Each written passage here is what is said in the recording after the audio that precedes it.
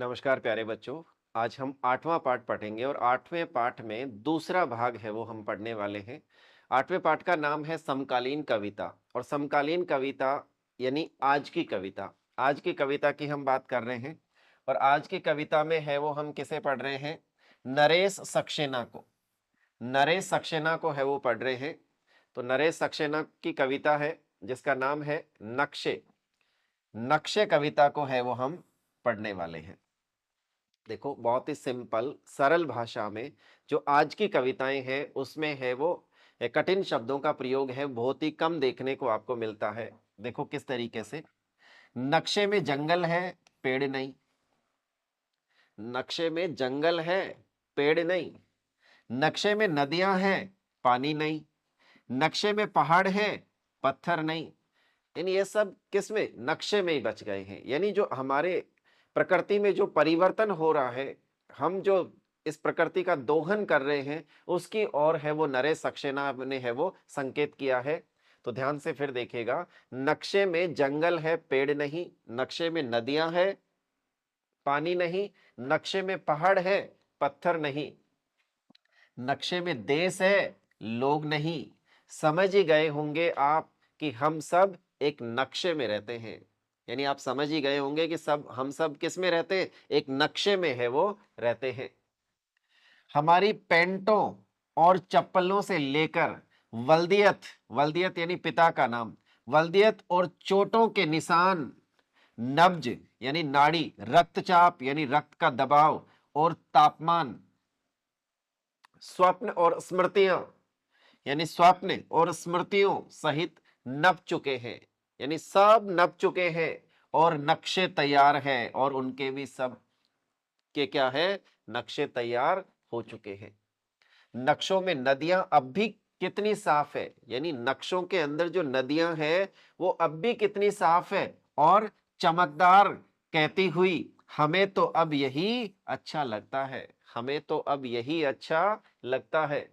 नक्शों में गतियां हैं, लक्ष्य हैं, दिशाएं हैं, अतीत है, भविष्य है और सब तरह के रंग क्या नहीं है। बाजरे की रोटियां और धनिये पुदीने की चटनी तक नक्शे में जा चुकी है। यानी बाजरे की रोटियां, धनिये, पुदीने की चटनी तक नक्शे में जा चुके हैं। एक लंबे क्यू में खड़े बदहवास यानी परेशान, हैरान हम पूछते हैं, भाई साहब कहीं हम नक्शों से बाहर तो नहीं छूट जाएंगे?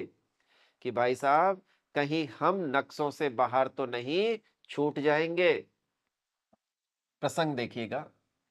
अब तक आप कविता पढ़ चुके हैं, कविता को आपने ध्यान से पढ़ा। नक्शा देखना एक बात है, यानी नक्शा देखना एक आम बात है। नक्शे को हम देखते हैं और नक्शे को मानवीयता और उसकी आवश्यकताओं से जोड़कर समझना दूसरी बात। यानी नक्शा देखना एक आम बात है, लेकिन नक्शे को मानवीयता और उसकी आवश्यकताओं से जोड़कर समझना दूसरी बात। आइए अब देखते हैं कि नरेश सक्सेना का नक्शा कैसे अन्य नक्शों से भिन्न है।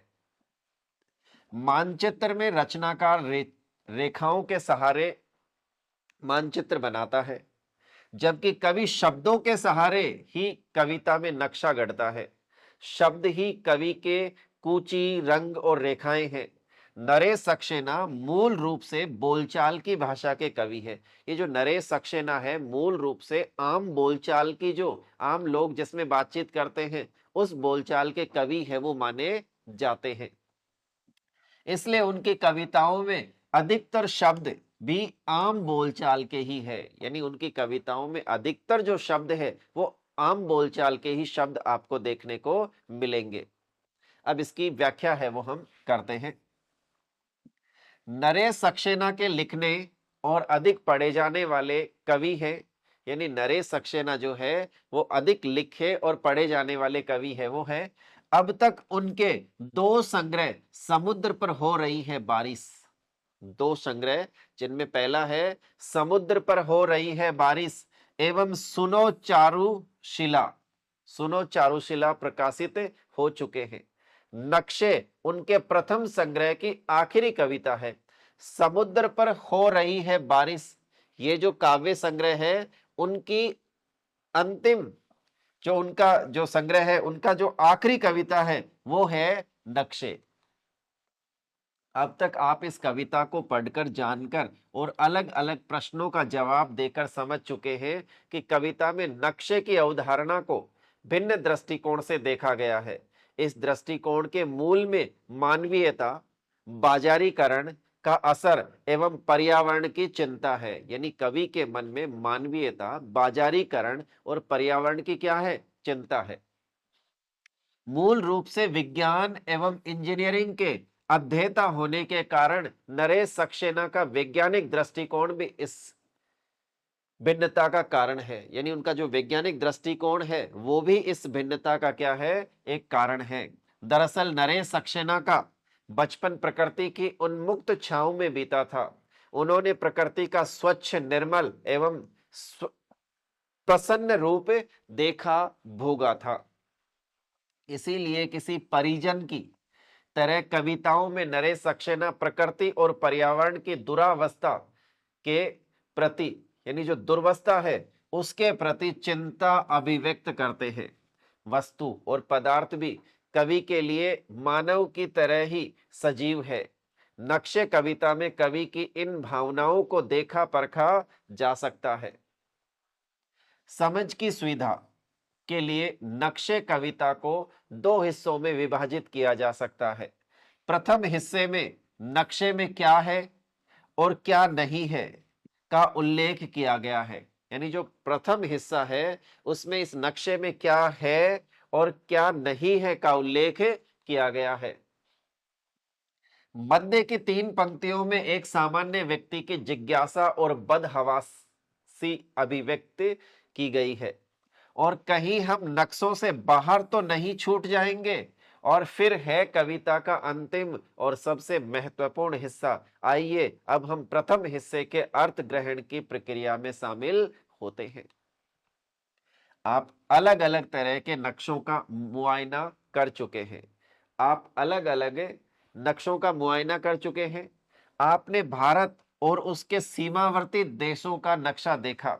आपने भारत का भी नक्शा देखा होगा, सीमावर्ती जो पड़ोसी देश है उनका भी नक्शा देखा होगा। आपने अपने राज्य और पड़ोसी राज्यों का नक्शा देखा है।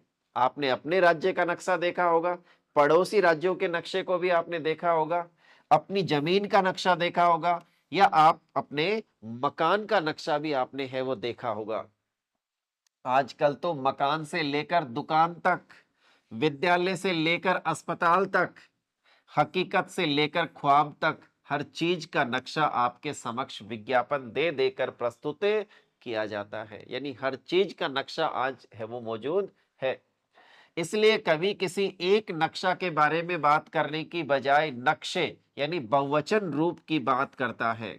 कवि कहना चाहता है कि जाने अनजाने आज के समय में हम सब किसी न किसी नक्शे में रहते हैं। अब सवाल ये उठता है कि वह नक्शा है कैसा? यानी वह नक्शा है कैसा? ये ऐसे नक्शे हैं जिसमें जंगल तो है, ये ऐसे नक्शे हैं जिनमें जंगल तो है लेकिन पेड़ नहीं है। नदियां तो है, नदियां है इन नक्शों में पर पानी नहीं है। पहाड़ है पर पत्थर नहीं है। और तो और इन नक्शों में देश के देश दिखाई पड़ते हैं। यानी इन नक्शों में देश के देश दिखाई पड़ते हैं पर लोगों का नामो निशान नहीं है। लोगों का नामो निशान नहीं है। मतलब भौगोलिक रूप से तो ये चीजें मौजूद है किंतु उनका प्राण तत्व, उनकी जीवंतता गायब है। यानी भौगोलिक रूप से तो वो सारी की सारी चीजें मौजूद है लेकिन उनकी जो जीवंतता है, यानी जो प्राण तत्व है, वो सब, या उनकी जीवंतता है, वो सब यहां से क्या है? गायब है। नदी का पानी के बिना, यानी नदी का पानी के बिना, पहाड़ का पत्थर के बिना, पहाड़ का पत्थरों के बिना और देश का लोगों के बिना क्या अस्तित्व है? क्या किसी देश का लोगों के बिना अस्तित्व है? पहाड़ का पत्थरों के बिना अस्तित्व है? नदी का जल के बिना अस्तित्व है? तो ये अब जरा सोच करके देखिए, ऐसे नक्शे अस्तित्व में है और लोगों को अपनी ओर अपने रंग रोगन और योजनाओं से आकर्षित भी कर रहे हैं। बाजार में तो ऐसे नक्शों की भरमार है, बाजार में तो ऐसे नक्शे हैं वो आपको बहुत मिल जाएंगे। बस इन नक्शों में मानवीयता एवं संवेदनाएं संवेदनाएं जगह नहीं पाती हैं, उसमें मानवीयता नहीं है या और संवेदनाएं वो जगह नहीं बना पाती है। वैसे भी बाजार में पदार्थ और उत्पाद की जगह होती है, संवेदनाओं और मानवीयता की नहीं। आगे की पंक्तियों में अपनी बात को बढ़ाते हुए कवि कहता है कि हमारे जीवन की छोटी छोटी चीजें भी इन नक्शों की भेंट चढ़ चुकी है, यानी हमारे जीवन की छोटी छोटी चीजें भी इन नक्शों की भेंट चढ़ चुकी है। पैंट और चप्पल उन छोटी चीजों के प्रतीक है, पैंट और चप्पल उन छोटी चीजों के प्रतीक है जिनका उपयोग हम दैनिक जीवन में करते हैं। वल्दियत से इशारा उन चीजों के प्रति है जो हमें अपने पुरखों और अपनी परंपरा से मिलता है। चोटों के निशान हमारी संस्कृति और सुख दुख का हिस्सा है जो नितांत व्यक्तिगत चीजें होती है। नब्ज, रक्तचाप और तापमान हमारे शरीर के उन हिस्सों की ओर संकेत करते हैं जिन पर सिर्फ और सिर्फ हमारा ही अधिकार होना चाहिए, चाहे वह शारीरिक बीमारी के रूप में ही क्यों न हो। परंतु नक्शे के इस जमाने में कुछ भी हमारा नहीं है, न ही स्वप्न और न ही स्मृति। यानी ये जो नक्शे का जमाना है इसमें हमारा कुछ भी नहीं है, अब सब कुछ है वो इसी में समाता हुआ नजर आ रहा है। ये सभी के सभी वस्तु और उत्पाद के रूप में तब्दील होकर किसी न किसी नक्शे में समा गए हैं, किसी न किसी नक्शे में, किसी न किसी योजना में ये समा गए हैं। मतलब कि हम और हमारी चीजें खत्म होती जा रही है, मतलब ये कि हम और हमारी चीजें सब खत्म होती जा रही है और तरह तरह के नक्शे तैयार हो रहे हैं। पर्यावरण प्रदूषित होता जा रहा है, पर्यावरण क्या होता जा रहा है, प्रदूषित होता जा रहा है। प्रकृति का इतना दोहन हो रहा है, यानी जो प्रकृति है उसका इतना दोहन हो रहा है कि वह अपना मूल रूप खोती जा रही है, जो मूल अपना रूप है, मूल अस्तित्व है, वो खोती जा रही है। दूसरी तरफ तरह तरह के चमकदार नक्शे हमारे सामने प्रस्तुत किए जा रहे हैं। ऐसी ही स्थिति पर चुटकी लेते हुए कवि लिखता है कि अब तो नदियां भी कहने लगी है कि उन्हें भी नक्शे में ही रहना अच्छा लगता है। यानी नदियां भी ये कहने लगी है कि उन्हें अब किस में रहना अच्छा लग रहा है, नक्शे में रहना ही अच्छा लग रहा है, क्योंकि सिर्फ नक्शों में ही नदियां साफ और चमकदार दिखाई देती है। यानी नक्शों के अंदर ही जो नदियां है वो साफ या चमकदार दिखाई देती है। वास्तव में तो हमारी नदियां कितनी प्रदूषित हो चुकी है, या उसमें से पानी तक गायब हो चुका है, पूरी तरीके से विलुप्त हो चुकी है, उसके बारे में है वो कवि संकेत कर रहे हैं। इन पंक्तियों में प्रकृति और पर्यावरण की वर्तमान परिस्थितियों पर गहरा व्यंग्य किया गया है। नदियों के माध्यम से यहाँ कवि की अपनी भावना अभिव्यक्त हुई है और एक तरफ का आक्रोश भी है वो यहाँ पे अभिव्यक्त हुआ है। प्रकृति, पर्यावरण और नदियों की दुरावस्था यानी दुर्वस्था तथा नक्शा प्रस्तुत करने वालों में कोई न कोई संबंध तो अवश्य है। कहीं इस दुर्वस्था के जिम्मेदार वे ही तो नहीं है? जरा सोचिए और पर्यावरण के प्रति सचेत लोगों से चर्चा कीजिए। यानी पर्यावरण के प्रति जो सचेत लोग हैं उनसे है वो क्या कीजिए, चर्चा कीजिए।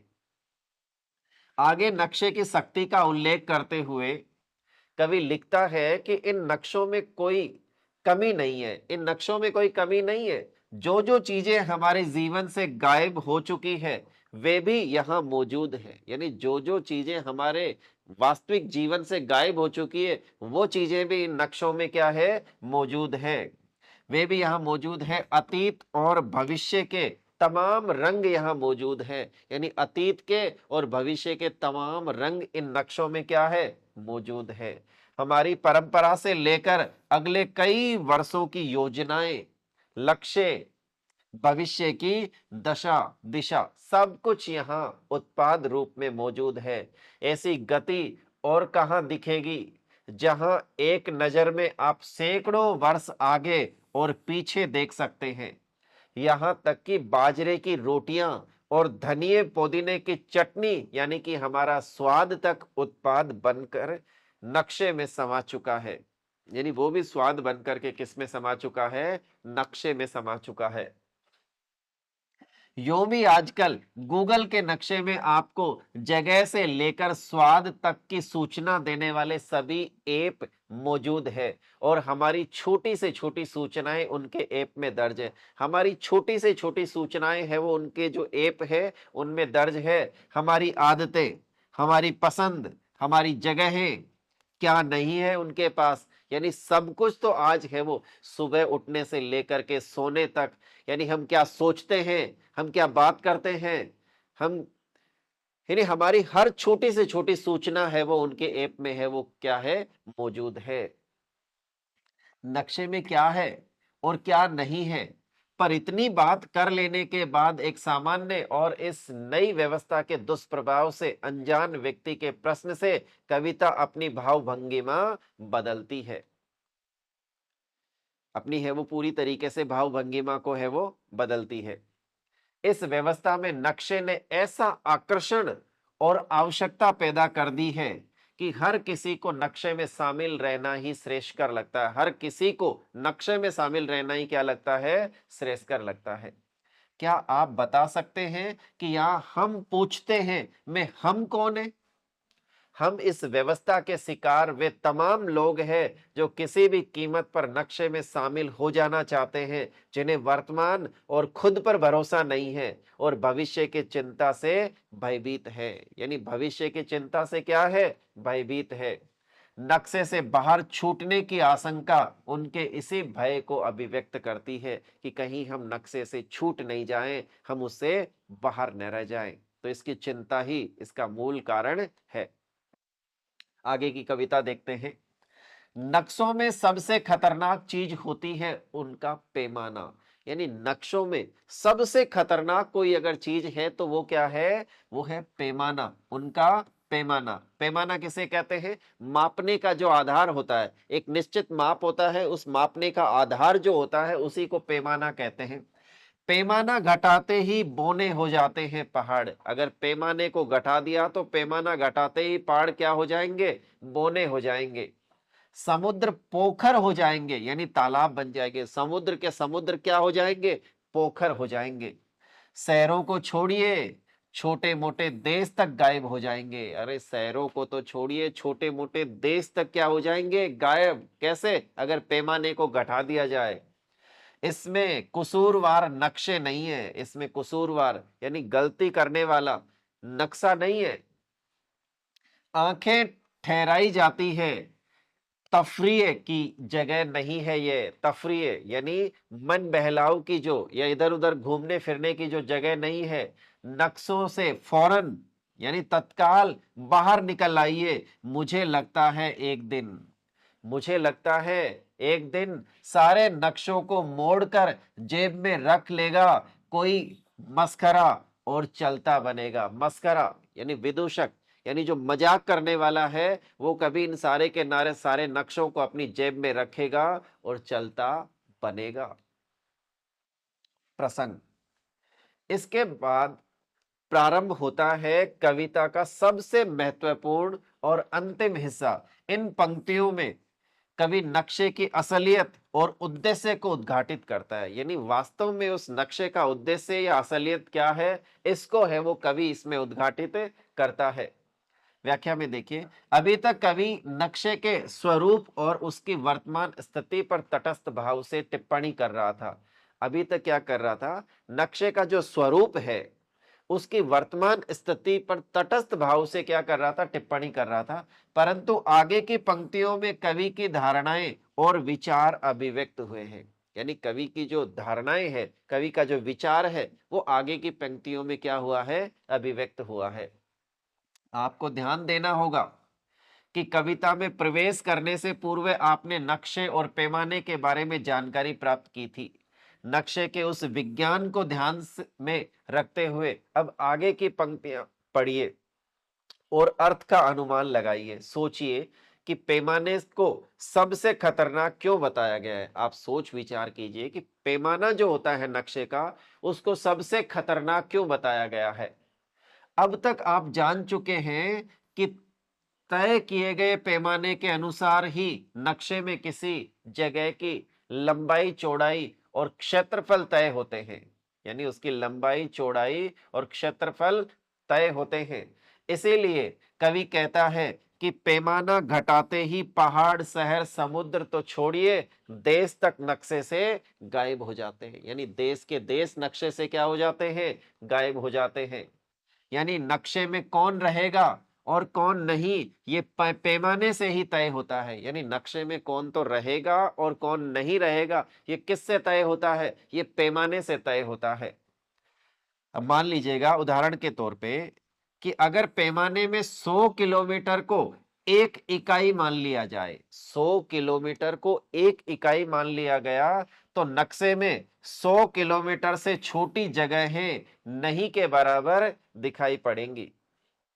और मजे की बात तो यह है कि इसके लिए दोषी न तो नक्शे को ठहराया जाता है और न ही नक्शे के योजनाकारों को, बल्कि दोषी उन लोगों को माना जाता है जो उस नक्शे को देखते हैं या उसमें शामिल होना चाहते हैं। जो नक्शे को देखते हैं या जो उनमें शामिल होना चाहते हैं, उसका है ये दोष। विश्व की तमाम योजनाएं एवं देश की विभिन्न सरकारी योजनाएं इसके जीते जागते उदाहरण है, जहां योजनाओं में शामिल नहीं होने की सारी जिम्मेदारी आम नागरिकों पर ही डाल दी जाती है। इसलिए कवि कहता है कि जितनी जल्दी हो सके इन नक्शों से बाहर निकल आइए। आपने देखा होगा कि बहुत सारी सरकारी योजनाएं बनती है, लेकिन सरकारी जो योजनाएं हैं वो नक्शों में ही सिमट करके रह जाती है। इसलिए कवि कहता है कि इनसे जितना जल्दी हो सके बाहर निकल आइए। तो बाहर निकलने की है वो बात कर रहे हैं। ये कोई आनंद या घूमने फिरने की जगह नहीं है। ये नक्शा कोई आनंद या घूमने फिरने की या तफरी मारने की जगह नहीं है।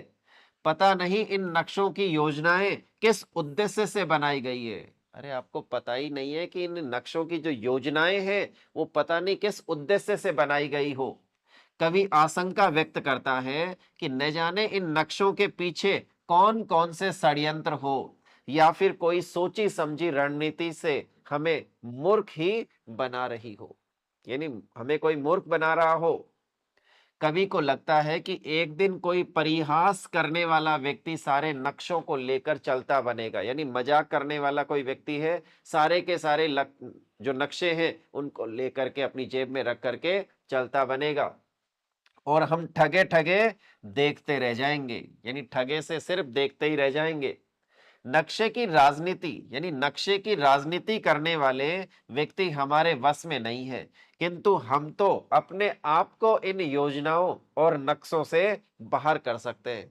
भाई नक्शों की जो योजना बनाने वाले हैं, उनकी जो राजनीति करने वाले हैं, उनके ऊपर तो हमारा वश नहीं है, लेकिन हम अपने आप को इन योजनाओं से बाहर कर सकते हैं, नक्शों से बाहर कर सकते हैं।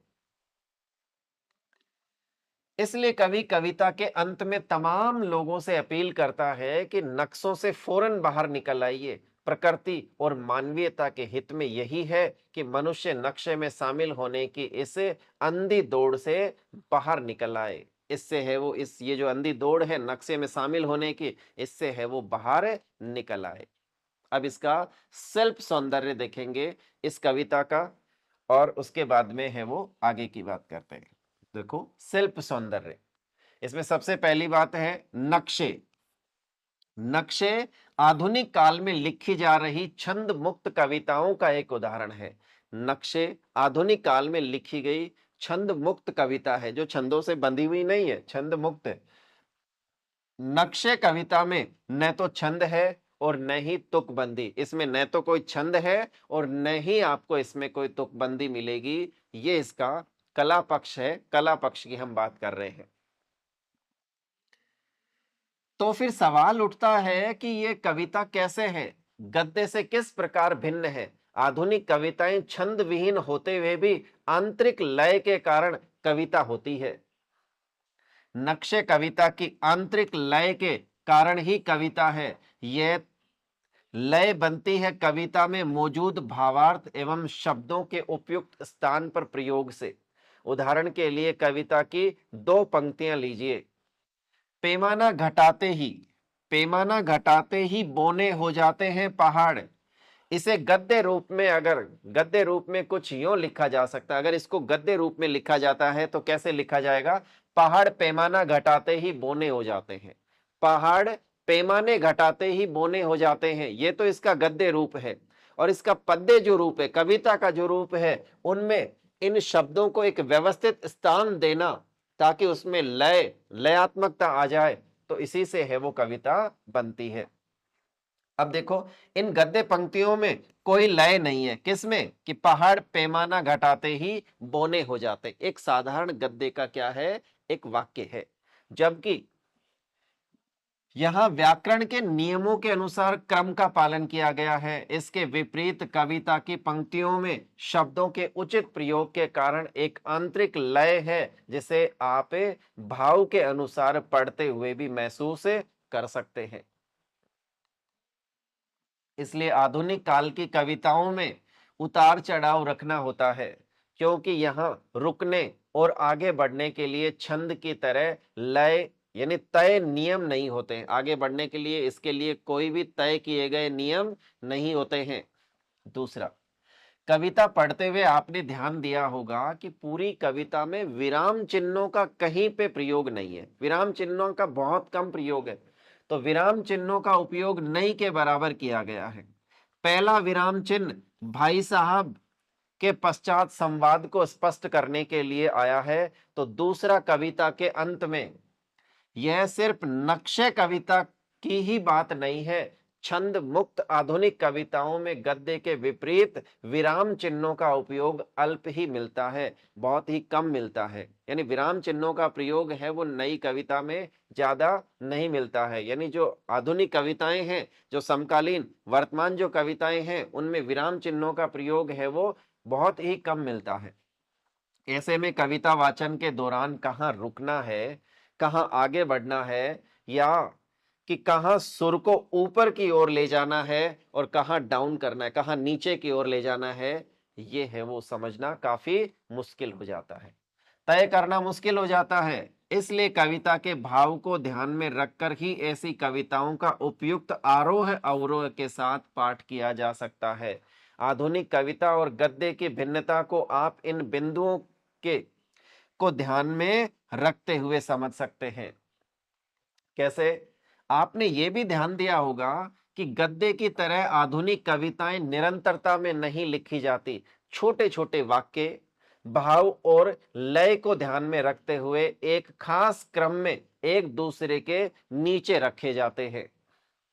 लिखने के इस तरीके और कारण को पहचानने की कोशिश कीजिए। उदाहरण के लिए कविता की शुरू की 6 पंक्तियों को ध्यान से देखिए कि उन्हें किस क्रम में एक दूसरे के नीचे रखा गया है, कि किस क्रम में एक दूसरे के नीचे रखा गया है, इसको ध्यान से है वो आप देखिए।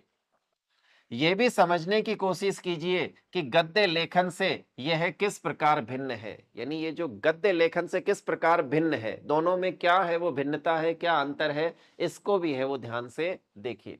तीसरी बात, इसमें तीसरी खास बात है, पहले भी उल्लेख किया जा चुका है कि नरेश सक्सेना बोलचाल की भाषा के कवि है।